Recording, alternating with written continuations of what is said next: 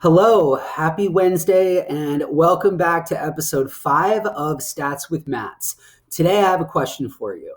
Are you ready to go on a magical ANOVA adventure with me? I hope you are, because that's what we're going to be doing for the next hour, give or take. So I'll get my slideshow started here today. In the way of announcements, today I'm going to be using the same example from Monday's ANOVA video, except now we're actually going to be answering the question as to whether the city's economic base has an effect on that city's homicide rates. 24 cities divided across three different groups. And then the next announcement, next thing I would like to say is, as we will be doing every week, there is going to be a homework due on Friday. That homework should already be posted to the course page right around the time of you actually watching this video. So I wish everybody well. My dumb movie commentary of the day deals with a movie that I actually really like, but is probably a little bit old, and I doubt anybody has actually seen it. And that movie is called Memento. It was, I believe, Christopher Nolan's first movie. It's really good. It's wildly entertaining if you can find it on TV ever. I found it on one of the premium cable channels, and I rewatched it, and a plot hole emerged that has stuck with me ever since. Now, there isn't going to be, I'm not going to do any spoilers here, but the basic gist of Memento is that our hero, our main character, has suffered a bonk to his head that has left him with a complete inability to form any long-term memories. Okay, anything, like, memories are not just fleeting for him.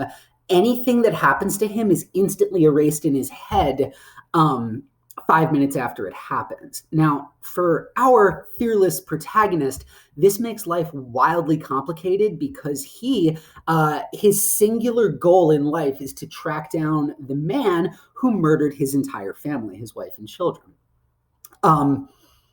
So he has to try and learn things about this case, and ends up tattooing it all over his body, so that way it isn't, he can still kind of remember what he has learned once his brain erases this.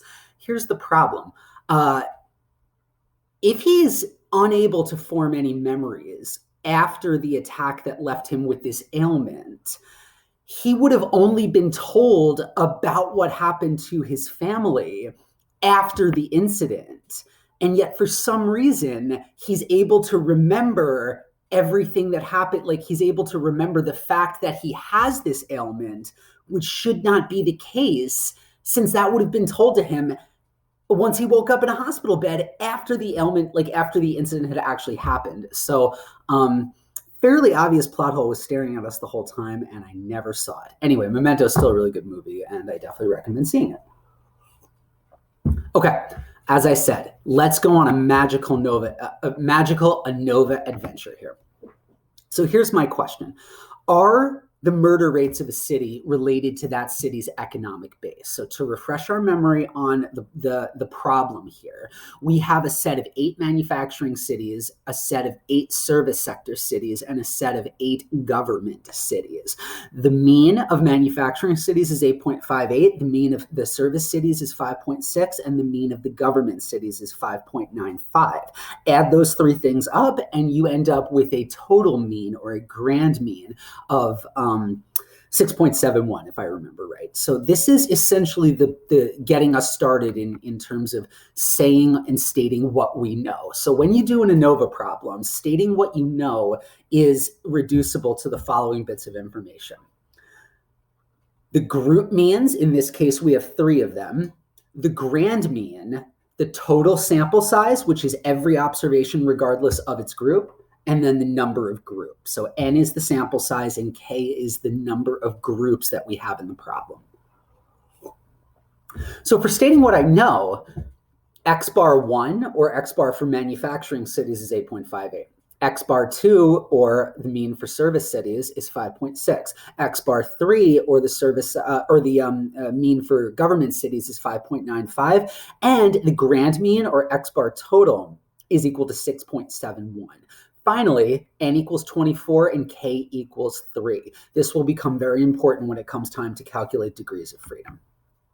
Now, ANOVA, when we construct this, ANOVA is what is known as a no-tailed test. We do not hypothesize any type of directional problem. All we say is either there is an effect of the grouping variable or there is not an effect of the grouping variable. So what that means then is the critical region here will be at the extreme right end of the distribution. Now, similar to the T distribution, the F distribution here is also very sensitive to sample size and to group size. So if we have more information that we're working with, it is much more expansive. It expands further outwards, but it will shrink up a little bit in the case of a small sample size. And so what you're seeing here, the critical region is always beyond 0. Okay, like we don't have any negatives here. You don't have to worry about the ordering. You just have to make sure that X bar 1, X bar 2, X bar 3 are kept consistent, and you know exactly which one you need to be using in the formula. So what we're going to do here, looking up our critical value of F will give you a number. And you will reject the null hypothesis if your calculated or your observed F is greater. That means that F will always be positive, both the critical F and the observed F. You will never have a negative number in that. In fact, if you do, it's a dead giveaway that you've done something wrong, right? If you calculate a negative F, you've probably done something very wrong, because the squaring of things, all the squaring that's endemic to this formula is meant to take away all of those negatives, and you shouldn't have them in the first place. Okay. So our hypothesis, very easy here. Because this is a no-tailed test, all we're looking for is difference or not difference. So I would say for my null hypothesis, there is no association between the economic base of a city and the murder rate. Or I could write out mu of manufacturing equals mu of service equals mu of government equals mu total. Either one, full credit, so long as you've actually written it correctly. But you don't have to do both, just one or the other. And the alternate hypothesis then is that there is an association between the economic base of a city and that city's murder rate. Mu of M does not equal mu of S, does not equal mu of G, does not equal mu of total. Now, a mistake that people sometimes make here is they forget to realize how important the grand mean is. They just forget about the grand mean. So if you write mu of M, mu of S, mu of G, group 1, group 2, group 3, you're not exactly wrong, but you have to keep in mind that the grand mean must be included in this. So don't forget to finish it out with mu total. Always, always, always, always. And as I said on the previous slide, if I find an observed F that is greater than my critical F, I will be able to reject H0 and conclude that there is an association between the grouping variable, in this case economic base, and the city's murder rate. Pause right there, let you catch your breath.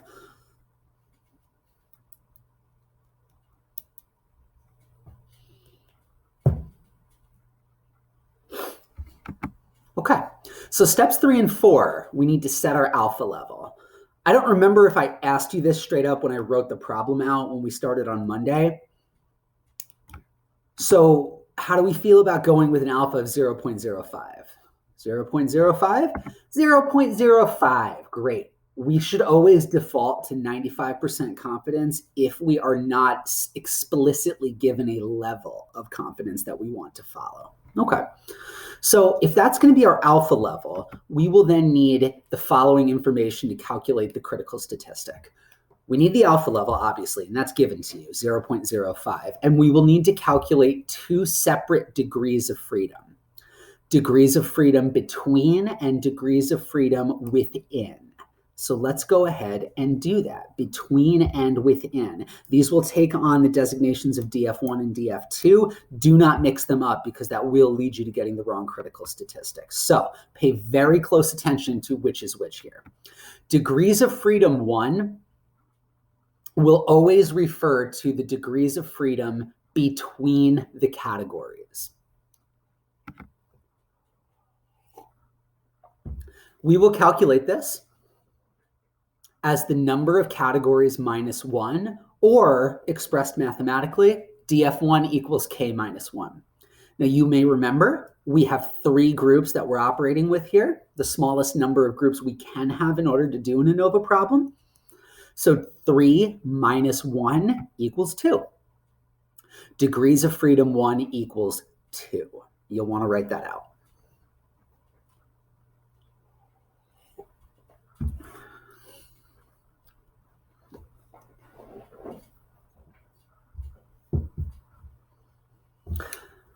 Now, degrees of freedom 2 is within the categories, and that will be calculated as the number of observations minus the number of categories, or expressed mathematically, df2 equals n minus k.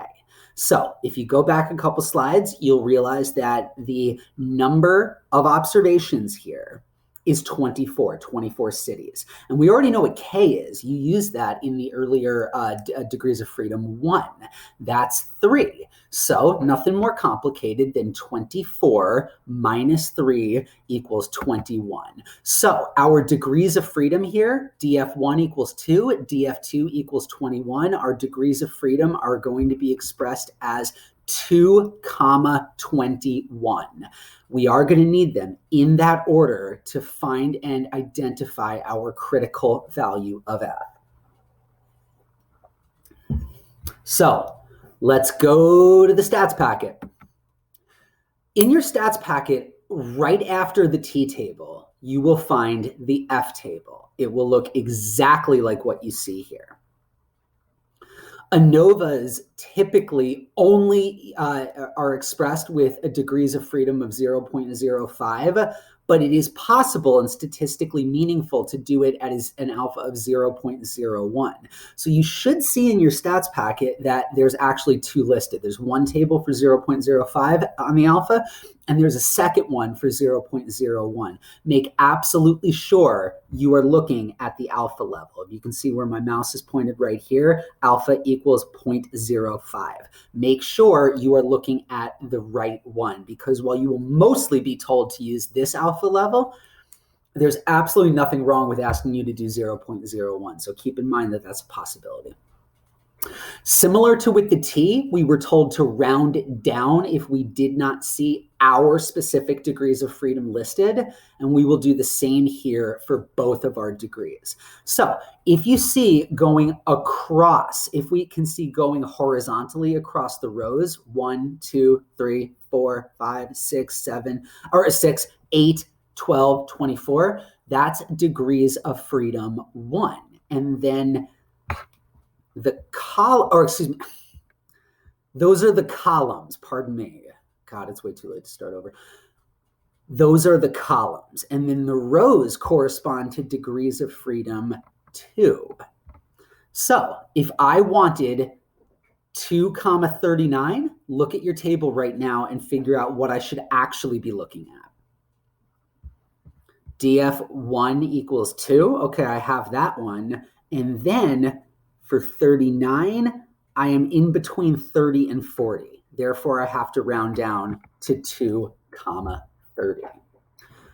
What if I have 7, 45? df1 equals 7, df2 equals 45. Well, 7, I will have to round down to 6. And try your hand at figuring this out. 45 will be rounded down to 40. So I'll be using the entry for 6, 40. And I want to find the intersection of the row and the column here. If I have larger than 24 and 120 on my degrees of freedom, it will be outrageous to have a degrees of freedom 1 of 24. Like that will just be, that would be a ton of categories. But it's possible. So what do I do there? Well, once I get beyond 24 and once I get beyond 120 on degrees of freedom 2, I'll just be using the infinity categories. As for what we really care about, 2, 21,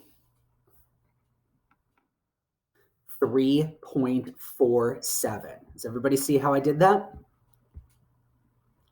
df1 equals 2, so I'm right here in this column, and df2 equals 21, so I will come down. I can see that directly on the table right here, and 3.47 is my critical value of f. All right, and we're back. I just had to edit out a screw up that I did. Anyway, we proceed. So step 5, now we actually need to do the math here. And you'll remember we went through the steps the last time that I spoke to you on Monday. Here's a little table that I sometimes like to set up if I have to do this, because it allows me to place and keep track of everything that I'm going to need to ultimately calculate my F statistic. You need 8 pieces of information, but don't panic. You really only need 6, because I calculate the sum of squares between and within the groups. The total is just a summation. I calculate degrees of freedom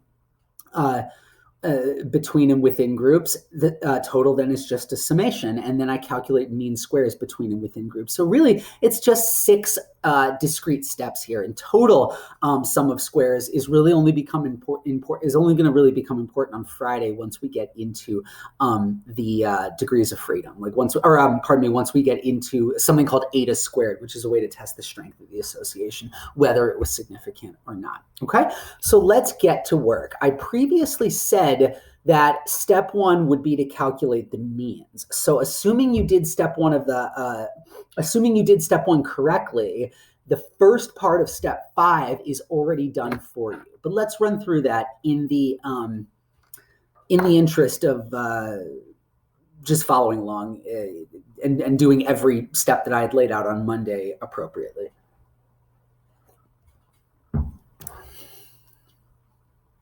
So x bar k is going to be the group mean for each specific group. Why don't we start with the manufacturing cities? Well, 68.64 divided by 8 equals 8.58. Now my second group was the service sector cities. 44.8, that's the summation of all 8 cities' rates, divided by 8 equals 5.6. And for government, 47.60 divided by 8 equals 5.95.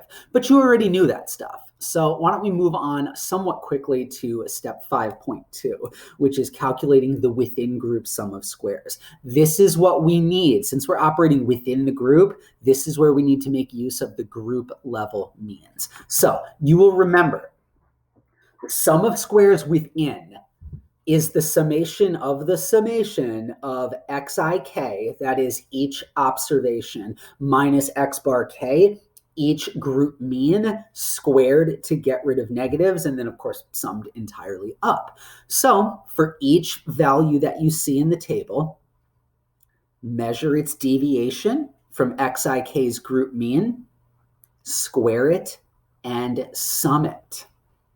So let's take a look at the start of this formula here. Manufacturing. Here are my observations: 4.3, 2.8, 12.3, 16.3, 5.9, 7.7, 9.1, and 10.2. So what I would like you to do, draw this out in your notes and finish out what happens next on the table. So you're going to want, this is just your XIKs. What I want you to do is then complete right next to it xik minus x bar k. So that would be 4.3 minus 8.58, 2.8 minus 8.58, 12.3 minus 8.58, so on and so forth.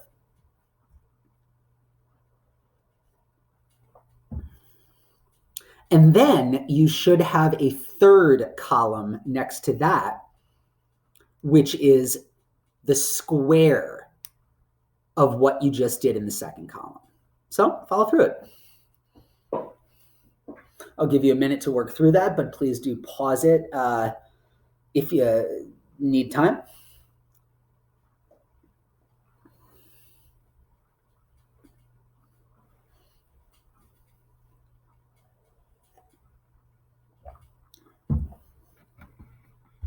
Okay, so moving forward here, the summation, or not the summation, pardon me, xik minus x bar k should look something like this.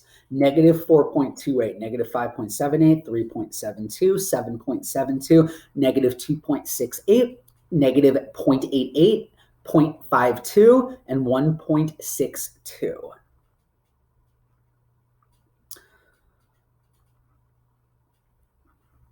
And then the third column is the square of that deviance score that you just calculated. And so what you should be left with here, 18.32, 33.41, 13.84, 59.6, 7.18, 0.77, 0.27, and 2.62. So now, beautiful. We have no negatives left that we need to worry about. All we have is the squared deviation scores for each city in the manufacturing group. How much does each city's homicide rate differ from the group mean? And what do we do next? Easy. Sum those 8 squared deviance scores. So, within group sum of squares, give you a little bit of time, but please do pause it to work through this.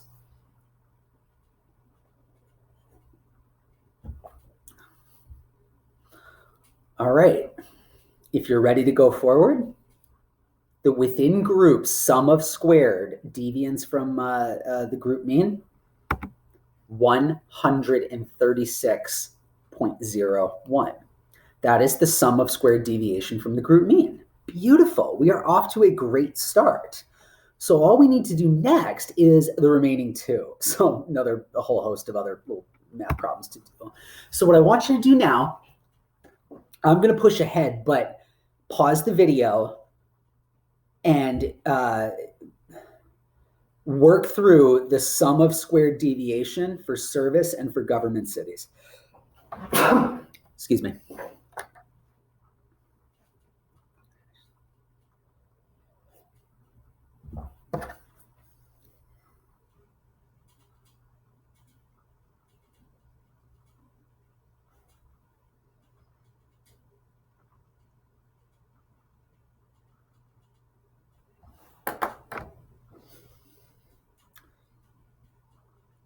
All right, if you're ready to go forward, my within group sum of squares for service sector cities is 73.16. And my within group sum of squares for government cities is 122.06. Congratulations. Once you have calculated within group sum of squares, that is by far the most time-consuming piece of the ANOVA formula. So assuming you got this far already, congratulations. You are already in the home stretch, even if it maybe doesn't feel that way. Okay, so the next thing to do is to sum them up, because actually, let me go back here. If you see you have the summation here. You did the summation within each group, and now you have to do the summation of all 3 sum of squared deviations: manufacturing, service, and government. So the sum of squares within the groups is equal to the sum of squares for manufacturing plus the sum of squares for service plus the sum of squares for government.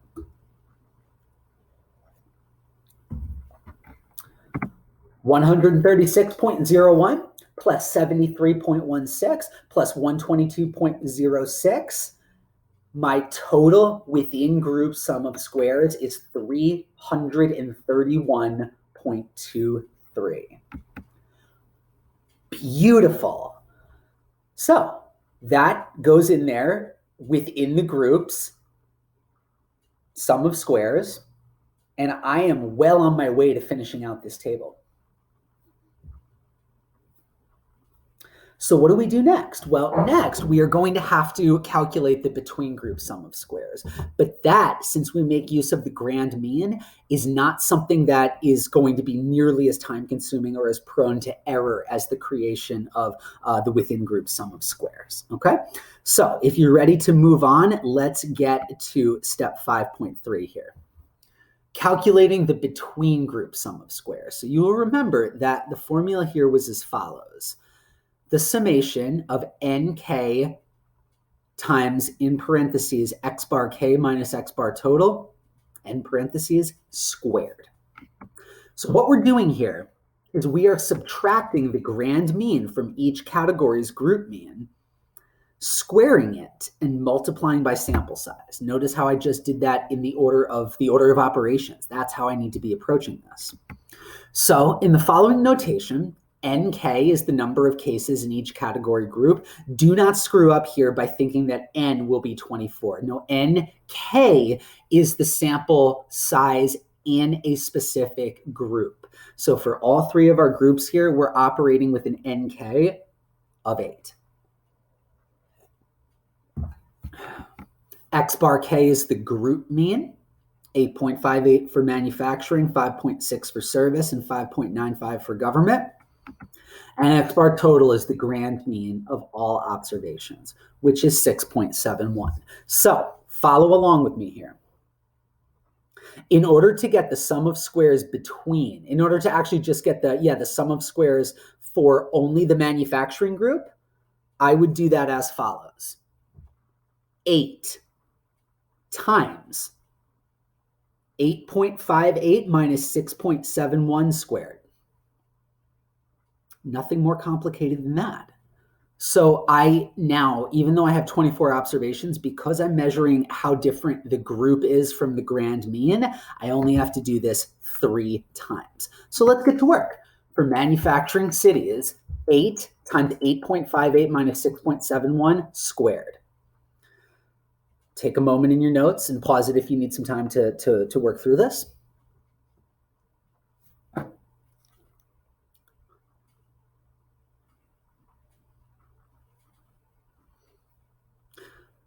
The sum of squares between the group for manufacturing cities is 27.98. Now for service cities, 8 times 5.6 minus 6.71 squared. So follow the order of operations, pause the video, and take care of this in your notes.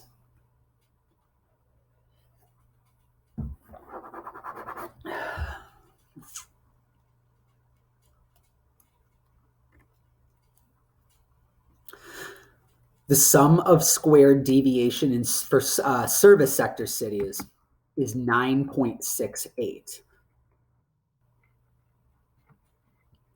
And finally, government. 8 times 5.95 minus 6.71 squared. Take a moment to do that.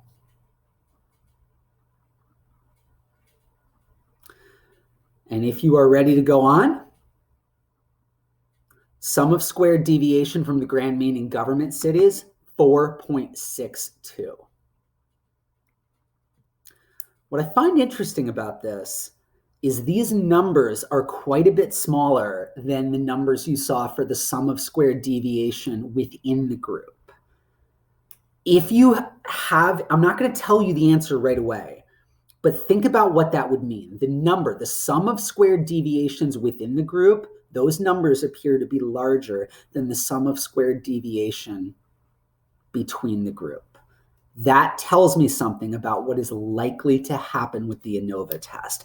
Think about what we're trying to show here. Are we trying to show that the variation in the aggregate is driven by between group differences or within group differences?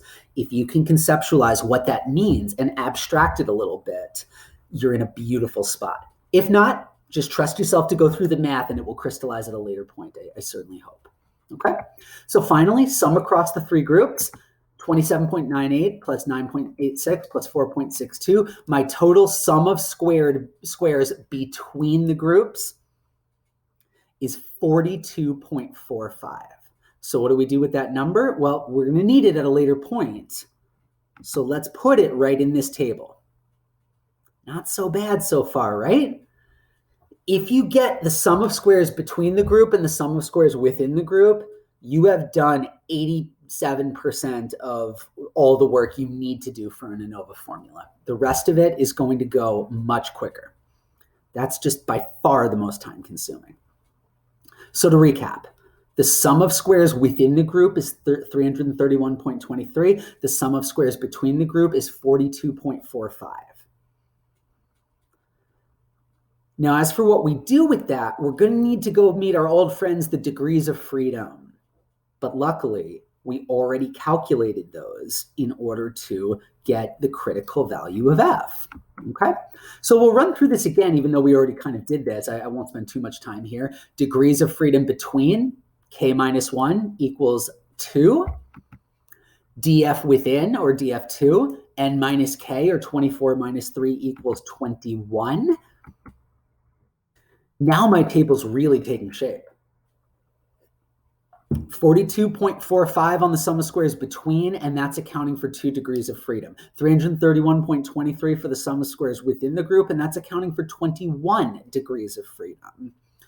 You will remember these need to be divided into their respective sum of squares in order to get C and F on this table, mean squares. So let's run through these. Based on the numbers you have on the previous table, write down sum of squares between, sum of squares within, degrees of freedom between, degrees of freedom within. And that's all you need to calculate these mean squares formula. So I'm going to pause here, and you should pause too, in order to calculate mean squares between and mean squares within. Mean squares between, based on my logic here, will be the sum of squares between divided by the degrees of freedom between, or 42.45 divided by 2, which reduces to 21.23.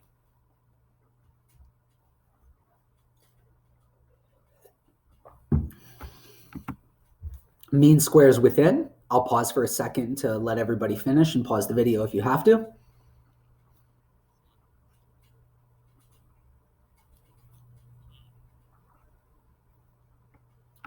That's the sum of squares within divided by degrees of freedom within, which in this case is 331.23 divided by 21 equals 15.76. All right, what does any of that mean? Okay, well, I have my mean squares between, which accounts for degrees of freedom. I have my mean squares within, also accounting for its own respective degrees of freedom. Taking these two numbers now, I am almost there. Rejoice and be glad. We are almost home. All that's left here is to find G and H. Very simple. Well, actually, that's not all that's left. We still have to find our F statistic, but G and H, all we'll have to do is sum. I'm not going to be using that today in this video, but I will be using that at a later point. Oops.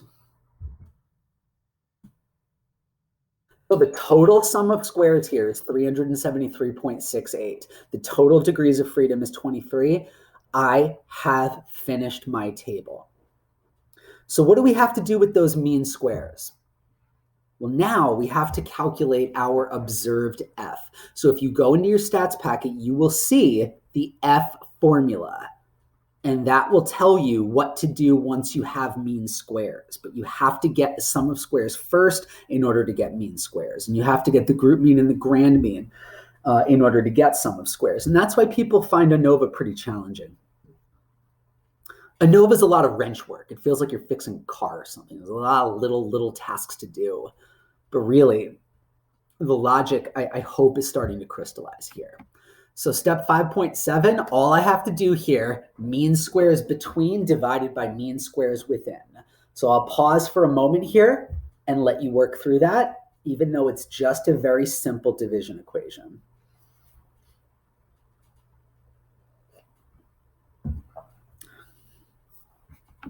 Mean squares between is 21.23. Mean squares within is 15.76. So F equals 21.23 divided by 15.76, and that equals 1.347. Congratulations and well done. You have calculated an ANOVA by hand.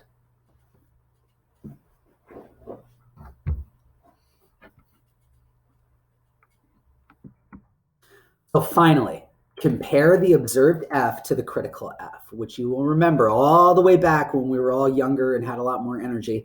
The critical F was 3.47. Does 1.37 fall beyond the critical value of 3.47? Or I could express this in another identical way. Is 1.347 greater than 3.47? Absolutely not.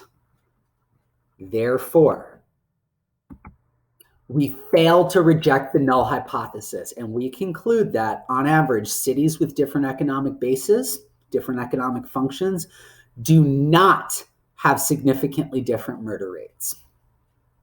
Oh boy, that was a lot of work for nothing. Except it's not nothing. We found that there is not a relationship, and sometimes not a finding of no relationship is actually a finding. So I will repeat that. We fail to reject the null hypothesis, and we conclude that, on average, cities with different economic bases do not have significantly different murder rates. And that is all for ANOVA. And there was much rejoicing. Yay. So there'll be a homework to work through this. The best advice I can give you is to take real care in the process and to check your work. Like, since this is homework, you're not timed. There's no time limit. You're going to have a lot of time to work through this on your own schedule. Make sure that you are getting the correct numbers, because ANOVA is unfortunately prone to a lot of cascading errors. If you calculate one wrong group mean, everything becomes wrong as a result. And that really sucks. Like, that's a real pain in the ass.